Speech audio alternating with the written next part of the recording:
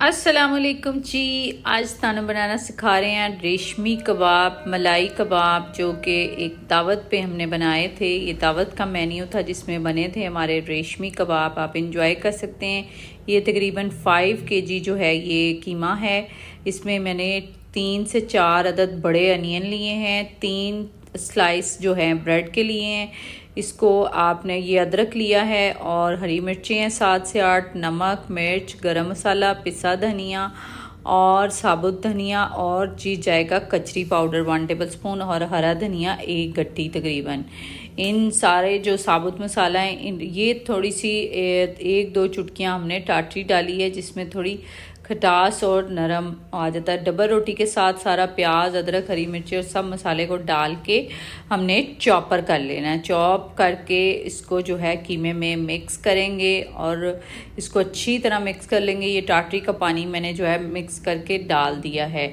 ये जो मसाला हमने चॉप किया है ये जी जनाब हमने इसमें शामिल कर दिया है। चॉप किया हुआ मसाला जब इसमें ऐड हो गया तो इसको अच्छी तरह जो है ग्लव्स पहन के मिक्स करेंगे। ग्लव्स पहन के ज़रूर मिक्स किया करें वरना हाथों पे जो है वो मिर्चें लग जाती हैं। इसको अब 1 से 2 घंटे या ज़्यादा ओवरनाइट आप रखेंगे तो और अच्छे नरम बनेंगे। और फ्राई पैन में ऑयल डाल के कबाब बना के जिस तरह की शेप का आप बनाना चाहें इनको हल्का हल्का गोल्डन फ्राई कर लें, क्योंकि बाद में हमने इसको जो दम देना है उसमें हम जो है करेंगे।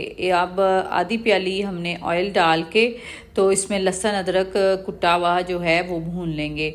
और प्याज जो है हमने 3 से 4 अदद हल्का लाइट बस उसको 1-2 दफ़ा सौते किया और उसको जो है हम फ्राई जग में डाल के ब्लेंड कर लेंगे। जो हमने प्याज का मसाला ये देखें ब्लेंड किया था वो भी इसमें शामिल कर दिया है।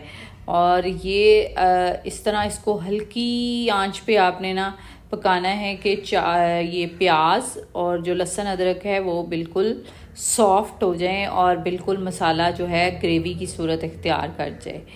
तो जनाब इसको अच्छी तरह भूनते जाएं।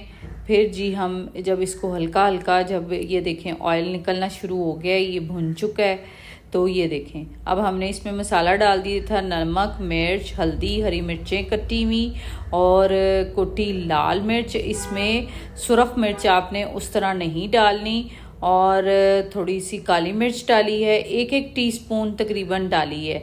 और ये हरी मिर्चें डाली हुई क्योंकि अगर इसका कलर ख़राब हो गया तो फिर ये वाइट मलाई ग्रेवी नहीं आपकी बनेगी।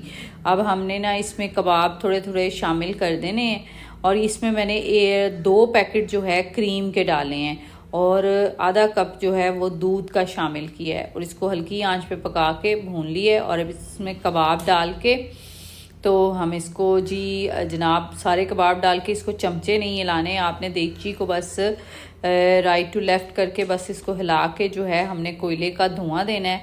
तो ये धुआंदार हमारे रेशमी कबाब, मलाई कबाब जो है तैयार